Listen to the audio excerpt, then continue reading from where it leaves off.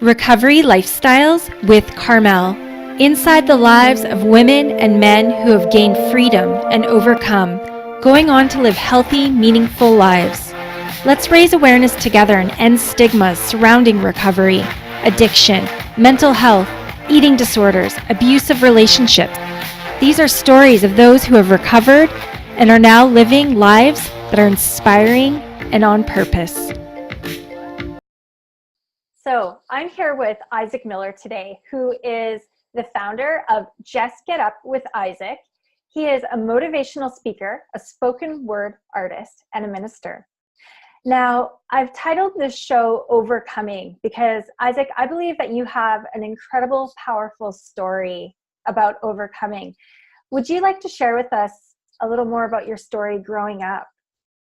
Yes, as you mentioned, Carmen, my name is Isaac Miller, and I was raised in poverty, and at 11 years of age, I started to venture out and to search for ways to escape that situation. I was motivated by my drive to provide for my sick mom, and my dad was on drugs, and I wanted to get out of that situation. So I didn't have what you would say the proper parental guidance, but I allowed myself to rely on God. And the elderly couple knocked on my door and offered me a Bible study when I was 11 years old. And I started to study the Bible with them, and it helped me develop a relationship with God. And during that time frame, I was searching for ways to start some type of business, because I always viewed myself as someone that I wanted to work for myself. I never wanted to work for someone else.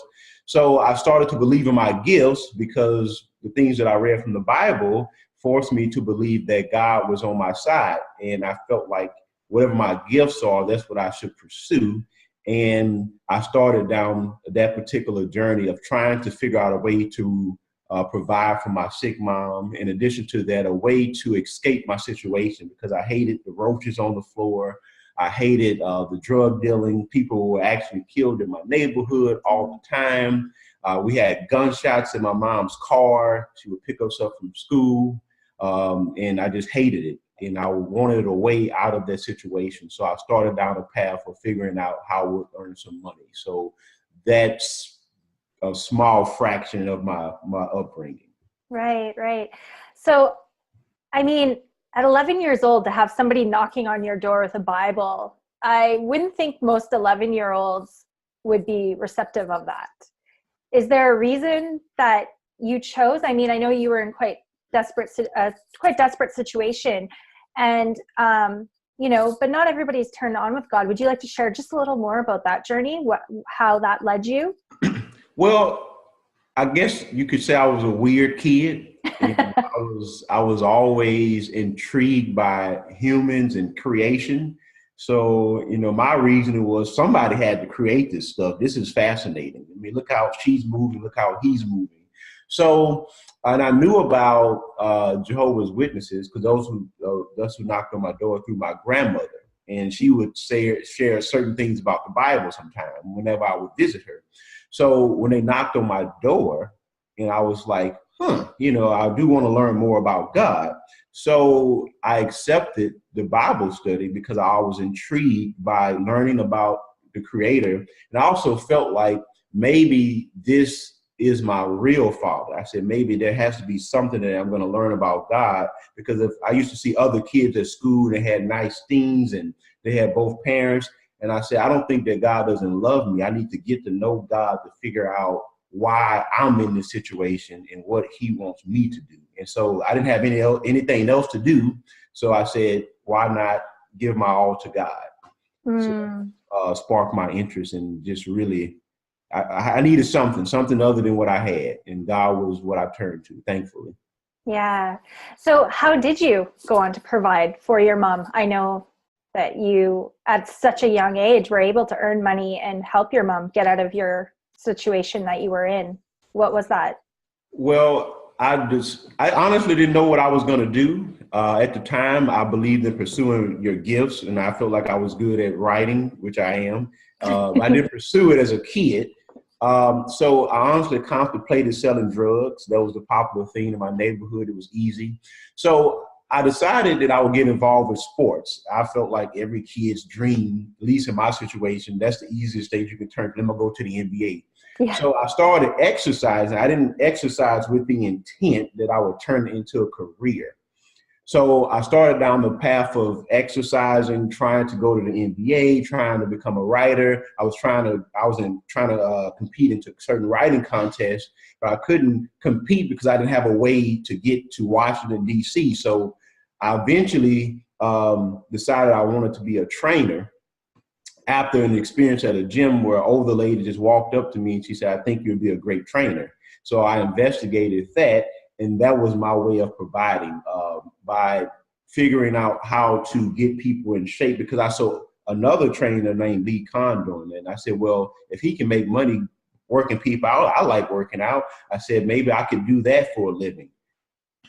So that's how I started the process of working people out. And, you know, I started at 17 officially charging people for workout services, but I started at 11 on that journey searching for a means to provide. And I didn't sell drugs, but I did contemplate it. I didn't sell one. I decided not to do that. Wow. Wow. You know, it could be very tempting being in your situation. So, wow. Again, overcoming. So what kept you focused and determined during those years?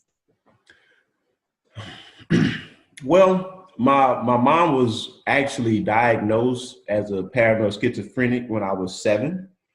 Prior to that, she never held a job, and I didn't think much of it at the time.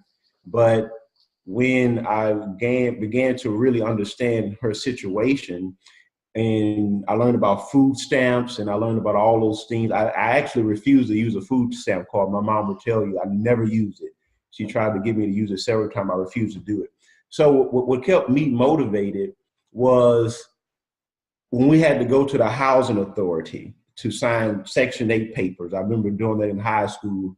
And when I knew what that meant, and you know, our rent was like $50 a month, and we didn't own the house. You know, I was like, what is this? And I said, Mom, we can get out of this situation. We don't have to accept this. I said, and then I knew no one was going to come to my rescue.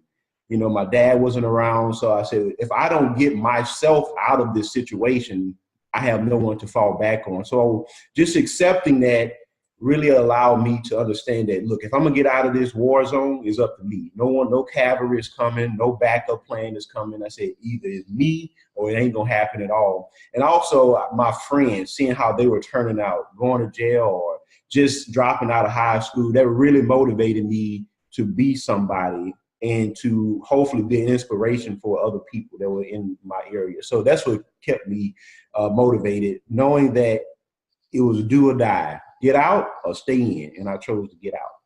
Yeah. So, and it must have been, I'm just going to make the assumption, that connection with God, that woman who knocked on your door, that kept your faith, because it probably wasn't easy getting to age 17, living in your situation and finally earning money. Yeah, it was brother and sister Connor. So they actually picked me up, and I attended my first church service when I was 15. Now they studied with me for years, you know, and I was serious, but not really serious. So I would go they would pick me up, bring me to their house and study the Bible with me for an hour once a week.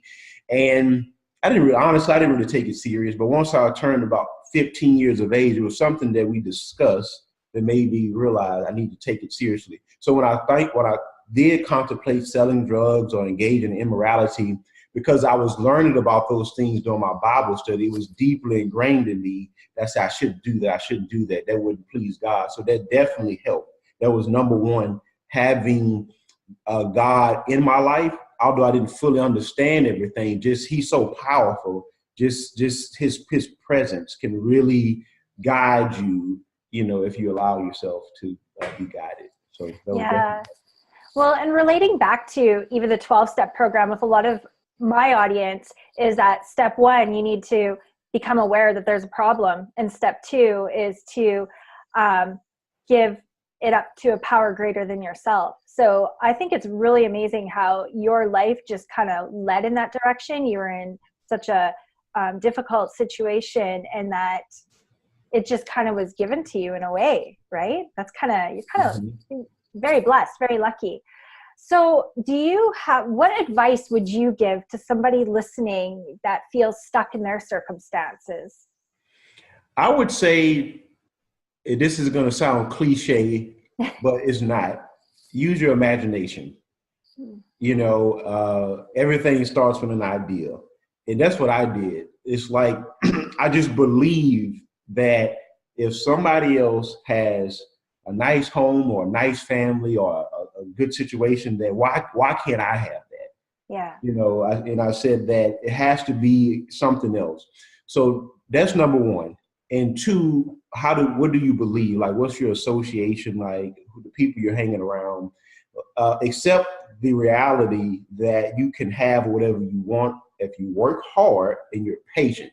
You know, that's another thing. Things don't often, you know, I wanted to get out of my situation right away, you know, but it took several years, but I never gave up. And I had to change my plan. So next minute I want to go to the NBA. Next minute I want to do this. So I'm searching, like, just keep searching and searching and searching and searching, and trust the process that God is on your side. And as Galatians 6:7 says, we reap what we sow. So he's not one to be mocked. So if you're sowing good things into the world and the universe, you're going to get back whatever. If it's bad, you're going to get that back. You may not realize it. So just stick to the plan and understand that anyone that has stuck to something great, it always pays off. You can't find one person that actually fulfilled it. Two options: do it or don't do it. And that's how you get out of that situation. Never quit. So I hear you saying today too, you know, doesn't matter where you are, what your circumstances are, that if you can believe in your mind that there is something better out there, if you can, you know, believe that there's a power greater than yourself out there that can help you achieve that, just don't give up, and that you will achieve, you will get further, you can change. And with saying that, I'm really excited to share with everyone today a spoken word that you wrote yourself, right? Yes. Yes. I was having a little moment there. I was like, So what is the title of this spoken word? The title of this piece is called Self-Belief. And I wrote it because I think, and I don't think I actually know, that's the most powerful thing you need to accomplish anything. Of course, believe in God, but you have to believe in yourself, which actually is a deeper belief in God. So number one, you got to believe in you. Yeah. So I'd love to hear it. Would you like to share that with everyone today? Well, yes. I won't be able to share the whole thing, but I'll share the first half of it. And it goes like this. Where is the ideology of a dream where you could be whatever you wanted to in your mind scene, where obstacles were manipulated by all means, and on the other side of your dreams, the grass was always green? What happened to your imagination to dream when your mind wasn't blocked with dirt, but it was clean? You see, we don't believe in ourselves anymore. We have accepted the conditions seen, accepting other people's visions opposed to what we know was seen in our dreams. So I'm exposing this disease so that your dreams can be redeemed. Not everyone believes that they could be whatever they want to anymore in their mind seen. The world is occupied with how it's seen from another imperfect being, when your self-belief is the only thing that should gleam. You see, your brain is like a TV that represents your dreams, seen through your eyes screen, but your eyes will only reflect the pixels that you've entered into your dreams. So how you see the world is based on how you program your TV to represent your dreams, seen through your eyes screen, and then reflected into life seen. Y'all know what I mean. So please stop looking for someone else's belief and relief, because it starts with you, and it starts with self-belief. So believe in yourself. You will do the things you want to. Your dreams at your mercy, waiting for you to pursue. I'm telling you that you can be whatever you want to, but let's be brief. It starts with self-belief. That's just the first half. So yay! I'm going to clap for everybody listening.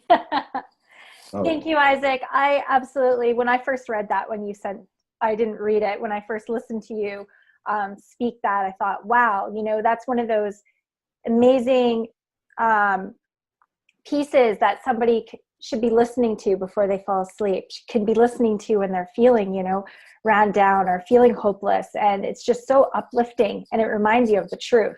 So thank you so much for sharing that.